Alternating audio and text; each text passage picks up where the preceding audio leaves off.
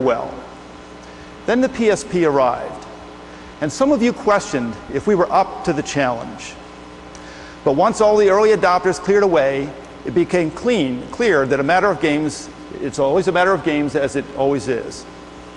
And what's revived the portable market is what only the DS delivered. Things players had never seen before. Nintendogs, the brain games, seamless portable Wi-Fi play. The result is this. In terms of actual sell-through to players, the DS has sold more than 16 million units worldwide since its launch just 18 months ago. Now, independent sources put total worldwide PSP sell-through to consumers at millions less. Millions less. But even more important is our growing momentum.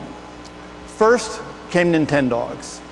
More than 6 million copies were sold to players around the world in just 13 months.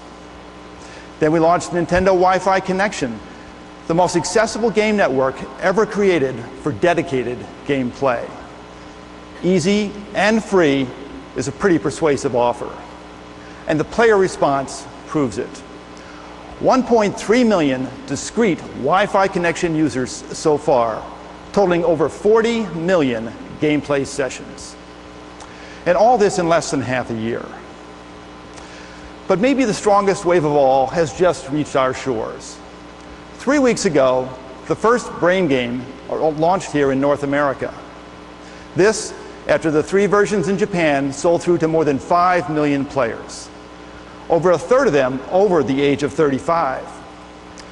Now, it's too soon to tell if our ultimate success will match Japan's.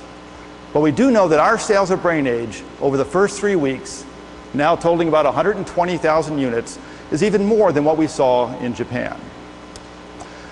And we expect to leverage that same appeal with a wider spectrum of games that we're calling touch generations.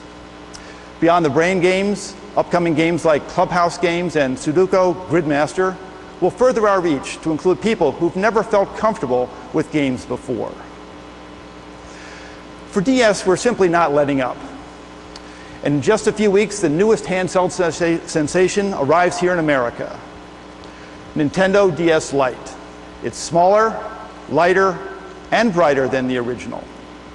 And if the Japan experience is any teacher, it will be even more popular than the original. In only a week, you'll be playing an all-new Mario game, which is the very picture of old school. The environments, the characters, and motions look familiar, but with new spinning blue shells and the ability for 2 players to pit Mario against Luigi wirelessly, this is a brand new Mario game, which will appeal to brand new players. The Pokemon are coming too. In Pokemon Blue Mystery Dungeon for the DS and a companion Red Mystery Dungeon for the Game Boy, you don't play with the Pokemon, you are the Pokemon. These games, which have already sold through 1.4 million copies in just 6 months in Japan, arrive here on September 18th. Now, other Hall of Fame Nintendo names are also on the way, including Yoshi, Star Fox, and Diddy Kong. And I know that if you're a Final Fantasy fan here in the West, there's always been something missing in your life. Final Fantasy III. Well, prepare to be fulfilled. The legendary title is coming to America on the DS, complete with a compelling storyline, but made even better with improved 3D graphics. And one more legend is also going global. Tony Hawk's Downhill Jam has him recruiting the best downhill skaters from around the world. But you can also connect directly to best Hawk players around the world. And thanks to the Nintendo Wi-Fi connection, you can chat on voice over IP at the same time. Perhaps best of all, DS is also getting its own exclusive Zelda title, The Legend of Zelda: Phantom Hourglass. Picking up where Wind Waker left off, you'll now use your DS stylus to direct sailing, swordplay, and even the path of your boomerang. The DS is set to soar to the next level. In all, there will be more than 100 new games from DS from now until the end of the year. Take a look.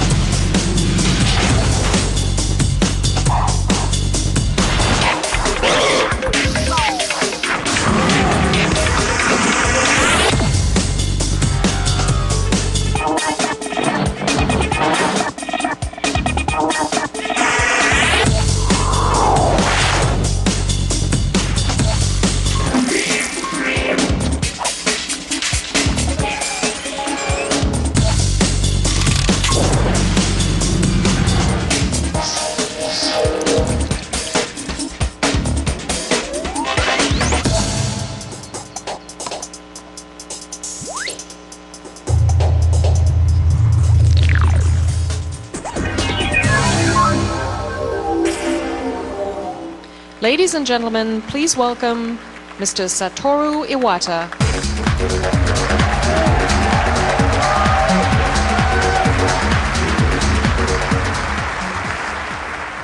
Thank you and good morning. When I became Nintendo president, we decided on new goal for our company, expanding the total number of people who play games. In order to do this, we needed to target not only current gamers, but two different types of consumers. Those who once played but who had lost interest, and even those who had never played before. How would we do this? The industry has always tried to improve in the same direction with games that are more gorgeous and more complex. But in order to approach lapsed or former gamers and non-gamers, these types of games cannot serve our purpose. The logical solution is to reinvent the relationship between player and game, the game controller interface. We believe this approach can appeal to a much broader audience, but also excite core gamers. This is important because core gamers always represent our most important audience. Our first implementation was Nintendo DS. Like many disruptive innovations, at first, it confused some people. But these people began to understand when they started to pet their puppies with a stylus and talk to them through the microphone. Next in Japan, we launched the first of the brain games. They have already been played by millions of people who never tried a video game before. Many people in our industry thought these consumers were impossible to reach, but now the trend is spreading to the Western world. So, how do we continue this strategy with Wii? One-hand control with the Wii remote is just like the touch screen of DS. It breaks down a barrier